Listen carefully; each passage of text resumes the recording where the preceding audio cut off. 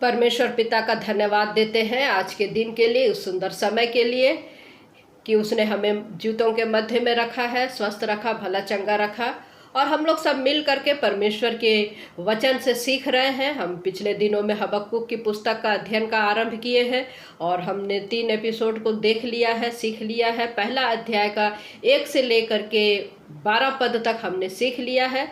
मैं जितने हमारे श्रोता हैं, जितने हमारे भाई बहन हैं जो वचन को सीखते हैं, हबक्कुक की पुस्तक हमारे साथ में स्टडी कर रहे हैं, साथ साथ मैं सभी का धन्यवाद करती हूँ। तो मेरे प्रियो, मैं ज़्यादा समय नहीं लूँगी। पिछले समय में हम देख रहे थे कि परमेश्वर से हबक्कुक जो है शिकायत करता है कि वह यहूदिया वासियों के अधर्म का दंड उनको क्यों नहीं देता, उनके कुकर्म का दंड क्यों नहीं देता। और जब परमेश्वर ने उससे कहा कि वह बेबीलोन को उसके दंड का साधन बनाएगा, तो हबक्कुक को उससे भी समस्या हो गई कि परमेश्वर एक अन्य जाति देश को जो यहूदा से कहीं दुष्ट है उसको दंड का साधन कैसे बनाएगा। तो मेरे प्रियो, ये परमेश्वर का भेद है जिसको हम मनुष्य नहीं समझ सकते। जब हम पिछले इतिहास को हम लोग देखते हैं, इसमें हम लोग देखते हैं कि दुष्ट असुरों के द्वारा इज़राइल को परमेश्वर ने दंड दिया था और फिर उनका सर्वनाश कर दिया। और फिर अब हम लोग देखते हैं कि बेबीलोन द्वारा यहूदा को दंड देगा और उसके बाद उसका भी सर्वनाश कर देगा। तो प्रियो, अब हम आगे जो है हबक्कुक का विवाद को देखते हैं कि हबक्कुक जो है क्या कहता है। पद 13 में, पहला अध्याय का, तेरी आंखें ऐसी शुद्ध है कि तू बुराई को देख नहीं सकता और उत्पाद को देखकर चुप नहीं रह सकता, फिर तू विश्वासघातियों को क्यों देखता रहता है, और जब दुष्ट निर्दोष को निगल जाता है तब तू क्यों चुप रहता है। मेरे प्रियो, परमेश्वर का वचन यहाँ हबक्कुक कह रहा है कि सचमुच प्रियो, परमेश्वर की आंखें ऐसी शुद्ध है क्योंकि वो पवित्र है, वह बुराई को सहन नहीं कर सकता। और यही कारण है कि हम पाप करके स्वर्ग नहीं जा सकते। आप चाहे कोई भी क्यों ना हो, आप स्वर्ग की आशा ना रखें। यही कारण है कि हमको पाप क्षमा की आवश्यकता है। हम में से प्रत्येक को प्रभु यीशु मसीह की शुद्ध लहू की आवश्यकता है। केवल उसी का लहू हमको हमारे सब पापों से शुद्ध करता है। हमको नए जन्म की आवश्यकता है। हमें नए जन्म लेना बहुत जरूरी है। और जैसे हम निकोदेमुस को पढ़ते हैं नए नियम में कि कैसे वो प्रभु यीशु मसीह के पास में गया, हालांकि उसके पास में धन संपत्ति, बुद्धिजीवी, वो सब था, किंतु फिर भी उसको परमेश्वर के पुत्र प्रभु यीशु मसीह की कुछ अच्छी बातें उसको समझ में आया क्योंकि बुद्धिजीवी था, और वो प्रभु यीशु मसीह के पास में गया और वो नया जन्म को पाया। तो मेरे प्रियो, यहाँ हमको वचन सिखाता है कि हमको प्रभु यीशु मसीह जो कि मर करके फिर से वो जी उठा और उसके लहू के द्वारा हमें पापों से शुद्ध मिलती है और उसी का लहू हमको शुद्ध करता। जी हाँ, परमेश्वर जो है अपराध को सहन नहीं कर सकता। और यही कारण है कि हम जो है पाप मोचन के लिए बिना पाप क्षमा के आप स्वर्ग में प्रवेश नहीं कर सकते। परमेश्वर आपको क्षमा देता है क्योंकि उसके पुत्र ने हमको हमारे लिए अपने लहू को क्रूस पर दिया। हमको उस पर जाना है क्योंकि परमेश्वर जो है भावनात्मक परमेश्वर नहीं है कि हमारे लिए वो इस चीज का समझौता करे। हम पापी हैं और हमको पाप मोक्ष के लिए या उद्धार के लिए हमको प्रभु यीशु मसीह के पास में जाना बहुत जरूरी है। क्या कह रहा है हबक्कुक? देखिए क्या कहता है कि तू विश्वासघातियों को क्यों देखता रहता, तू विश्वासघातियों को क्यों देखता रहता है। मेरे प्रियो, तू उत्पाद को देखकर चुप क्यों रहता है। वचन यहाँ पर हमको दिखा रहा है कि तू उत्पाद को देखकर चुप क्यों रहता है। हबक्कुक कह रहा है प्रियो, बेबीलोन वासी जो है विश्वास योग्य नहीं है, वे पापी है, दुष्ट है, और वह सही कह रहा है कि वह परमेश्वर जो है उनसे अपना उद्देश्य पूरा करवाना चाह रहा है। और हम लोग यहाँ देखते हैं कि परमेश्वर जो है अंतर्राष्ट्रीय व्यवहार कर रहा है। परमेश्वर जो है अभक्त राष्ट्र को दंड देने के लिए इस्तेमाल कर रहा है अपने लोगों के खिलाफ में। तो परमेश्वर की देखिए कितनी रोचक बात है कि परमेश्वर जो है अंतर्राष्ट्रीय व्यवहार कर रहा है क्योंकि परमेश्वर आज भी जगत का संचालन करता है क्योंकि वो सृष्टि करता है। क्या कह रहा है वह हबक्कुक? उत्पाद देखकर वह चुप नहीं रह सकता, तो विश्वासघातियों को क्यों देखता रहता है। क्या ये सही है? विश्वासघाती अर्थात पापी तो पापी होते हैं, चाहे वो कम पापी हो चाहे ज़्यादा पापी हो। वो यहूदा को सोच रहा है धर्मी है और बेबीलोन को कह रहा है कि वो पापी है, किंतु पापी तो ये भी है और पापी तो वो भी है। विश्वासघाती तो ये भी है, इन लोग भी है, यहूदावासी भी है, और उससे कहीं ज़्यादा विश्वासघाती बेबीलोन के लोग हैं। और यहाँ पर हबक्कुक क्या कह रहा है कि उत्पात को देखकर तू चुप क्यों रहता है, फिर तू विश्वासघातियों को क्यों देखता रहता है, तू विश्वासघातियों को क्यों देखता रहता है। तो मेरे प्रियो, हम लोग देखेंगे, आगे देखेंगे पद 14 से लेकर के 16 पद तक वचन हमको क्या बताता है कि तू क्यों मनुष्यों को समुद्र की मछलियों के समान और उन रेंगने वाले जंतुओं के समान बना देता है जिन पर कोई शासन करने वाला नहीं। वह उन सब मनुष्यों को बंसी से पकड़कर उठा लेता और जाल में घसीटता और महाजाल में फंसा लेता है। इस कारण वह आनंदित और मगन है, इसलिए वह अपने जाल के सामने बलि चढ़ाता और अपने महाजाल के आगे धूप जलाता है, क्योंकि इन्हीं के द्वारा उनका भाग पुष्ट होता और उनका भोजन चिकना होता है, उनका भोजन चिकना होता है। मेरे प्रियो, यहाँ बेबीलोन के बारे में कहा जा रहा है कि वे अपने शत्रु को मनुष्यों को समुद्र की मछलियों के समान और रेंगने वाले जंतुओं के समान वे लोग रौंद देते हैं, जिसका कोई भी बचाने वाला नहीं होता है। उनका क्या दिखता है, लिख रहा है बंसी, लिख रहा है यहाँ पर पद 15 में हम लोग देखते हैं बंसी का उपयोग किया गया है, जाल का उपयोग किया गया है और महाजाल का उपयोग किया गया है। उन मनुष्यों को कैसे फंसाता है, तो ये तीनों मेरे प्रियो पर उन लोगों के, बेबीलोन वासियों के अस्त्र शस्त्र के देवतक है। तो परमेश्वर भी हम लोग देखते हैं कि परमेश्वर भी मछली पकड़ने का उदाहरण देता है, परंतु वह जो है उनके उद्धार के लिए परमेश्वर ने ये बातें कही है। किंतु यहाँ पर हम लोग देखते हैं कि ये ना कि विनाश के लिए, यहाँ पर इन लोग विनाश का इस्तेमाल कर रहे हैं। प्रियो, परमेश्वर भी जो है मछली पकड़ने का उदाहरण देता है, परंतु वह उनके लिए उदाहरण अच्छी बात के लिए है, उद्धार के लिए बात है। किंतु यहाँ पर हम लोग देख रहे हैं कि विनाश की बातें हो रही है। हम लोग मत्ती रचित सुसमाचार 4 अध्याय 19 पद में देखते हैं कि कैसे प्रभु यीशु मसीह क्या कहता है, मैं तुम्हें मनुष्यों का पकड़वाने वाला बनाऊंगा। तो मेरे प्रियो, हमें मनुष्यों का मछुआ बनना है, हमें मनुष्यों का मछुआ बनना है ताकि वे बचाए जाएं और परमेश्वर के राज्य में प्रवेश कर सके। देखिए क्या कह रहा है वचन, इस कारण वह आनंदित और मगन है। बेबीलोन वासी जो है सच्चे परमेश्वर के, जीवते परमेश्वर के उपासक नहीं थे, और वे ना ही किसी अपनी हर एक उपलब्धियों के पीछे परमेश्वर का अनुग्रह मानते थे। वे परमेश्वर को किसी भी प्रकार का श्रेय नहीं देते थे। देखिए क्या लिखा है वचन, उनका भोजन चिकना होता है, और उन लोग अपने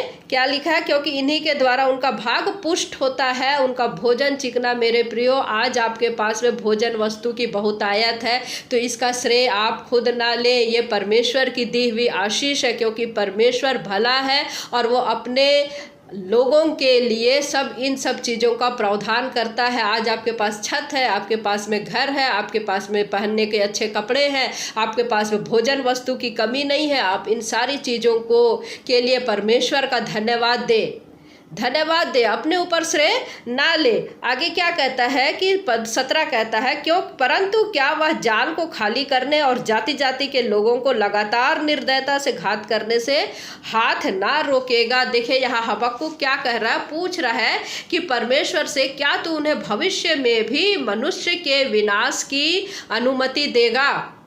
क्या तू भविष्य में भी अनुमति देगा मनुष्य के विनाश का? तो परमेश्वर उत्तर देता है कि नहीं, मैं केवल यहूदा के पाप के दंड के लिए ऐसा करूंगा और फिर बेबीलोन को भी दंड दूंगा, क्योंकि वो भी दोषी है।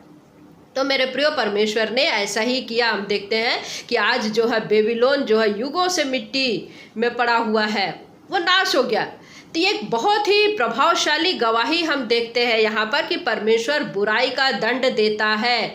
परमेश्वर जो है बुराई का दंड देता है, चाहे कोई भी क्यों ना हो, चाहे कोई भी जितनी भी शक्तिशाली क्यों ना हो, परमेश्वर उसे उसके पाप का दंड अवश्य देता है।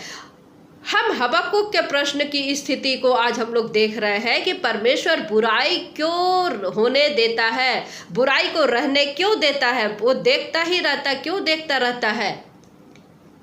आज हम लोग देखते हैं कि हमारे यहाँ भी देखते हैं, वर्तमान में भी हम लोग देखते हैं, चारों तरफ बुराई है। लोग अन्याय करते हैं, छोटी छोटी बातों पर बड़े बड़े हिंसक हो जाते हैं, ऐसी ऐसी वारदातें हो जाती है, ऐसी ऐसी केस हो जाती है, अपने चारों तरफ हम देखते हैं। फिर हमको ऐसा लगता है कि ये सब चीज़ें क्यों हो रही है, क्यों हो रही है। और परमेश्वर इन सब चीज़ों को देख करके चुप क्यों रहता है, बुराई को देख करके चुप क्यों रहता है। मेरे प्रियो, पर इसका उत्तर ये है कि परमेश्वर धीरजवंत है और वो नहीं चाहता कि कोई भी मनुष्य का नाश हो। और इसीलिए उसने हमारे लिए एक उद्धारकर्ता को दिया जो क्रूस पर मारा गया, और जो कोई उस पर विश्वास करेगा वह नष्ट नहीं होगा। और मेरे प्रियो, प्रभु यीशु मसीह के प्रथम आगमन का उद्देश्य यही था।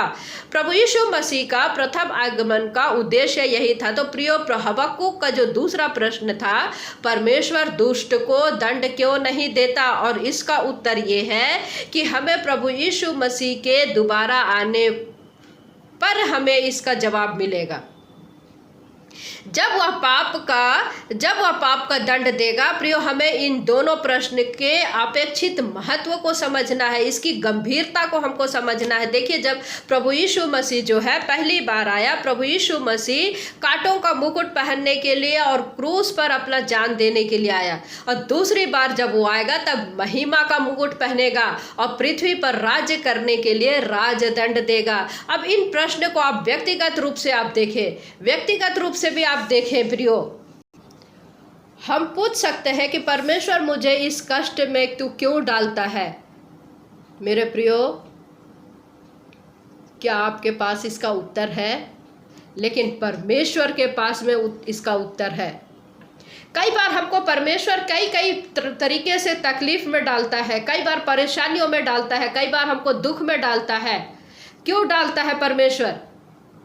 ताकि परमेश्वर जो है अपनी योजना में हमको शामिल कर सके, उसकी योजना में हम काम आ सके। इसलिए वो हमको कई बार इन दुख की वादियों से हमको तराई से होकर के ले जाता है कि हम और आप उसकी सेवा कर सके, वह अपने सेवा में लाना चाहता है।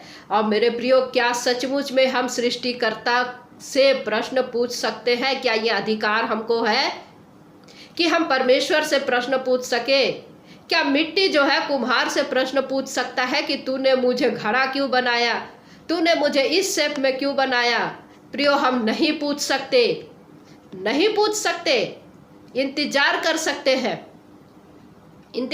सकते हैं। परमेश्वर अपनी प्रसन्नता के लिए इस जगत को अपनी इच्छा से चलाता है, हमको बस उस पर भरोसा रखना है और उसकी आज्ञाओं का पालन करना है, क्योंकि परमेश्वर हमसे प्रेम करता है और वो हमको बचाना चाहता है। और बस हमको क्या करना है कि हमको उसमें बने रहना है। और एक दिन वो आएगा, ऐसा दिन आएगा कि जब हमको हमारे सारे प्रश्न के उत्तर मिल जाएगा, वो हमको खुद देगा, और तब तक हमको चुप रहना है और हमको उस पर भरोसा रखना है।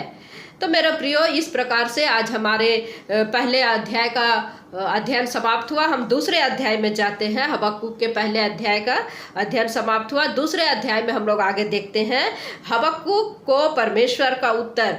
मैं अपने पहरे पर खड़ा रहूंगा और गुम्मट पर चढ़कर ठहरा रहूंगा और ताकता रहूंगा कि मुझसे वह क्या कहेगा। मैं अपने दिवे उलाहने के विषय क्या उत्तर दूं। देखिए, पहले अध्याय में, पहले चैप्टर में हबक्कुक फिक्रमंद है। यहाँ पर हम लोग देख रहे हैं कि हबक्कुक को जो है अनुमति मिलती है। हबक्कुक फिक्रमंद है और परमेश्वर ने उसके पहले प्रश्न का उत्तर दिया। तो उसके मन में दूसरा प्रश्न आया और परमेश्वर के पास में उसका भी उत्तर है। तो मेरे प्रियो, आगे जब हम लोग देख रहे हैं कि परमेश्वर से हबक्कुक क्या कहता है कि मैं अपने पहरे पर खड़ा रहूंगा और गुम्मट पर चढ़कर ठहरा रहूंगा और ताकता रहूंगा।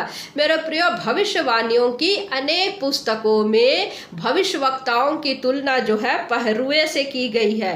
ध्यान से सुनिएगा कि भविष्यवक्ताओं की अनेकों पुस्तकों में भविष्यवक्ताओं की तुलना पहरुओं से की गई है। देखिए, यहेजकेल क्या कहता है।